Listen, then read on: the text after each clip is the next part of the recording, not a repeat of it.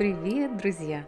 Aujourd'hui, nous commençons un grand voyage linguistique, historique, culturel. La magistrale transsibérienne, Transsibirskaya magistrale, est une ligne légendaire qui relie au cœur d'une Russie immense, Moscou et Vladivostok, deux mondes presque opposés. Et notre premier pas, c'est Moscou, le point de départ, le kilomètre zéro. Dès les premières minutes de ce cours, vous entendrez des mots russes très simples, si simples qu'on peut les apprendre même sans aucune base de russe. Certains vous sembleront peut-être familiers grâce à l'origine française. Par exemple, vous entendrez les mots comme поезд, le train, станция, la gare, Moskva, Moscou, et привет, comme j'ai dit, привет, друзья.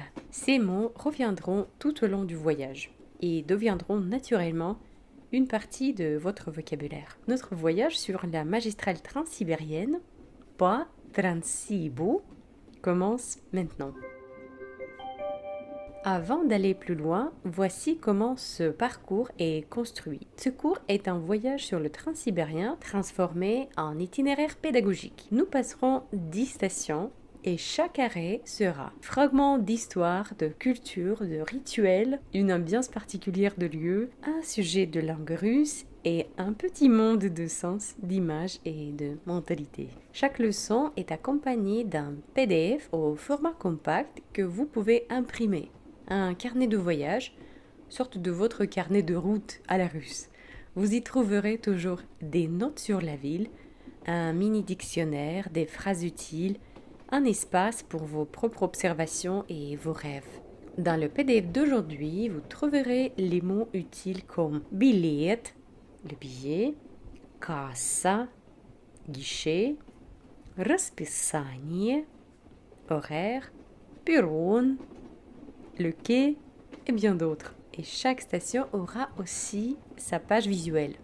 Photos, petites notes, atmosphère, détails, une sorte de mini-magazine que vous pouvez garder pour chaque ville de secours. Maintenant que vous savez comment tout est organisé, j'aimerais vous expliquer pourquoi ce chemin fait partie de ma propre histoire. Je suis née en Sibérie et j'ai grandi à Novosibirsk, une ville que traverse le train sibérien. Mes parents ont travaillé toute leur vie pour le chemin de fer et pour moi, le train, la voie, la gare, les rails, поезд, путь, вокзал, рельсы, ce ne sont pas seulement des mots, c'est vraiment le décor de mon enfance. Chaque été, nous pouvions voyager gratuitement à travers le pays. Et nous l'avons vraiment traversé, d'un bout à l'autre. Les longues routes, les nuits dans les wagons, les petites stations isolées, les babouchkas qui vendent des pirochki, le thé dans un verre à support métallique, подстаканник, porte-verre. C'est de là que me vient la sensation que cette route, дорога, le chemin, la route, fait partie de mon identité. Et c'est pour cela que je veux vous guider à travers le transsibérien, non pas comme une simple guide touristique, mais comme quelqu'un qui a grandi dans cette réalité. Et nous commençons comme des millions de voyageurs avant nous au kilomètre zéro, à Moscou. Moscou n'est pas seulement la capitale. Pour le voyageur du train sibérien, c'est le point de départ. C'est ici que se trouve le kilomètre zéro. Нулевой kilomètre. Point zéro, le début symbolique de toutes les lignes de chemin de fer en Russie. Le mot kilomètre en russe est comme en français. Kilomètre. Et à chaque station, nous verrons combien de kilomètres nous avons déjà parcouru au fond de la Russie. De Moscou commence une route qui traverse 7 fuseaux horaires. Si nous quittons Moscou à 9 h du matin, il est déjà 16 h à Vladivostok, plus 7 heures. La Russie est un monde qui change même dans le temps. Moscou a toujours été le plus grand nœud ferroviaire du pays. Si vous voulez voyager sur le transsibérien, il est presque impossible d'éviter cette ville. Mais avant de parler de la Moscou moderne, regardons en arrière. Comment est née cette route immense ? L'idée de construire une ligne ferroviaire qui traverserait toute la Russie apparaît vers la fin du 19e siècle. Le pays était immense et très dispersé. Il fallait relier le centre, l'Ural, la Sibérie et l'Extrême-Orient. L'initiateur a été l'empereur Alexandre III. Alexandre III. Il voyait dans le projet une nécessité stratégique majeure. Mais le principal organisateur était Sergueï Witte, ministre des Finances, un homme d'énergie et de vision exceptionnelle. Les travaux commencent en 1891 et avancent simultanément depuis plusieurs directions. Depuis la Sibérie, depuis les parties européennes et autour du lac Baïkal. Les conditions étaient extrêmes. La taïga, les marécages, le pergélisol, les hivers glaciaux, des dizaines de milliers d'ouvriers, d'ingénieurs, de soldats ont participé. Pour beaucoup, ce chantier était plus qu'un travail, c'était une vie entière. Et voici quelques faits essentiels.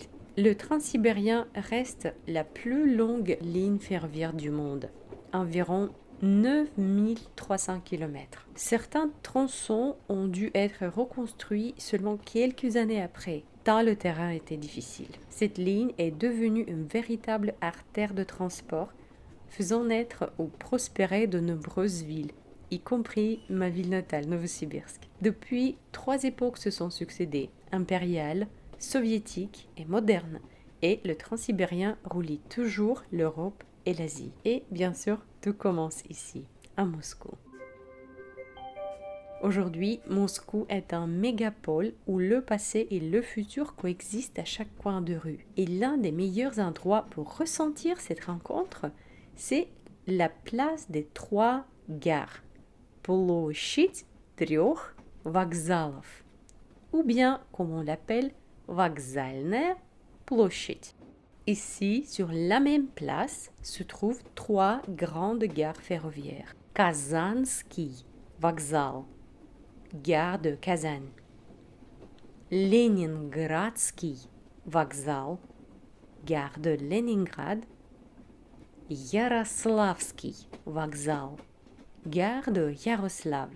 Et c'est précisément depuis le Yaroslavski Vokzal que partent la plupart des trains du Transsibérien. Petite fiche historique sur la gare de Yaroslavl, Yaroslavski Vokzal. Il a été ouvert en 1862 sous le nom d'abord de gare de Troïtsa, Troïtski Vokzal. Nouveau nom était gare de Yaroslavl en 1870, après l'extension de la ligne. La gare est reconstruite entre 1902 et 1904 par l'architecte Fyodor Osipovich Shechtel, dans un style, comme on dit, néo-russe. Particularité architecturale de cette gare est que sa façade rappelle des demeures traditionnelles du nord russe, Terem. Ce sont des maisons tours anciennes en Russie. Environ 75 millions de voyageurs par an. La gare la plus fréquentée du pays. Et cette gare est un point de départ officiel du Transsibérien. Ce que vous pouvez voir ici comme un voyageur, ce sont les panneaux électroniques, on les appelle tableaux, comme en français, tableau d'affichage. Les guichets, on dit casse. C'est un immense cœur ferroviaire qui bat en permanence. Et c'est ici que commence notre premier chapitre pratique, les billets. Si un jour vous voyagez sur le Transsibérien, le premier mot que vous verrez partout, c'est billet. Mais où acheter un billet? Kassa, le guichet. La méthode classique, vous vous approchez de la fenêtre et annoncez votre destination et votre date. Ce qui est important, dans les gares russes, très peu d'employés parlent anglais et presque jamais le français. Donc votre mini dictionnaire sera très utile. Les automates, similaires aux terminaux d'aéroport, souvent disponibles en anglais, au moins à Moscou, mais pas partout en Russie. Et c'est la solution la plus simple, ce sont les sites officiels ou les applications. Pour les voyageurs étrangers, vous choisissez le train, la date, la place et le site de RGD, ce qui veut dire Российские железные дороги, les chemins de fer de Russie, ce site est disponible en anglais. Mais avant d'entrer dans les détails pratiques, arrêtons-nous un instant pour comprendre de quoi sont faits les trains russes. Sur le train sibérien, chaque type de train a son caractère. Certains sont rapides et modernes et d'autres plus simples, presque nostalgiques. Et connaître ces mots, c'est déjà entrer dans l'univers du voyage russe. Skory poezd. Cela veut dire le train rapide. Ce sont d'habitude les trains très modernes. Firmenny poezd. On dit train de marque ou premium. Плацкарт. Couchette ouverte, fameuse, et parfois les étrangers sont très intéressés de prendre плацкарт coupé, compartiment, et SV, compartiment premium. Chaque type crée sa propre atmosphère de voyage. Maintenant que vous savez quel type de train circule sur le train sibérien, passons à quelque chose que tout voyageur doit maîtriser, l'horaire russe. Il peut sembler un peu difficile au premier regard, beaucoup de lignes, d'abréviations, mais en réalité, tout repose sur quelques mots simples. Apprenez-les une fois et vous pouvez lire n'importe quel tableau d'affichage dans toute la Russie. Voici les mots essentiels et vous trouverez plus dans votre PDF. Отправление. C'est le départ, l'heure à laquelle le train quitte la gare. Прибытие. Ça, c'est l'arrivée et l'heure à laquelle le train va arriver dans votre gare de destination. Путь. C'est très important, c'est indiqué d'habitude en très gros dans tous les horaires, mais parfois utilisé comme la lettre P. Et cela veut dire le quai ou la voie de départ de votre train. Время, c'est le temps, l'heure.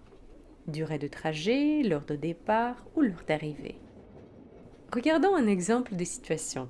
Vous arrivez au guichet et vous dites Добрый день.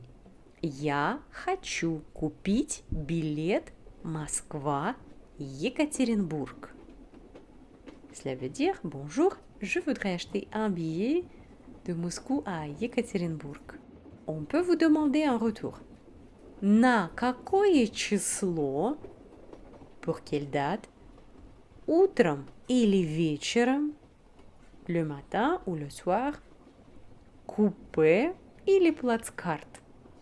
Compartiment ou couchette ouverte? Déjà maintenant, vous pouvez consulter votre guide PDF pour découvrir d'autres mots et expressions qui pourraient vous être utiles.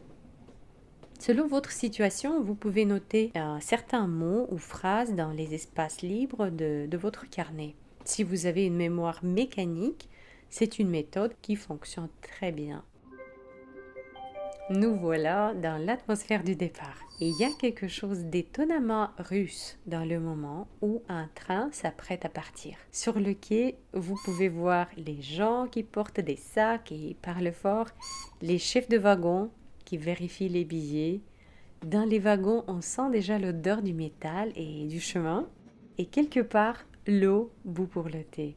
On entend les voix, les pas, les annonces, et puis la phrase familière pour tous les Russes résonne. Внимание, внимание. Уважаемые пассажиры. Ce qui veut dire attention, chers passagers. Et à cet instant, on sent le voyage commence. Le transsibérien, c'est une humeur, un rythme, un monde miniature qui vous accompagnera tout au long de ce cours.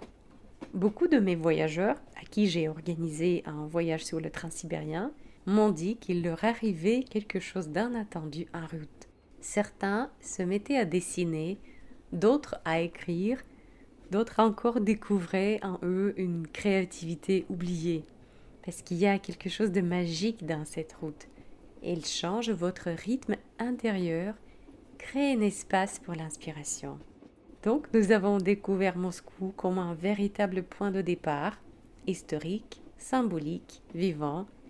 Nous avons traversé la place des Trois Gares, observé l'architecture du passé et du présent, et fait nos premiers pas dans la langue russe. J'espère que vous avez noté déjà pas mal de mots et de phrases essentielles. Nous voici maintenant au moment essentiel.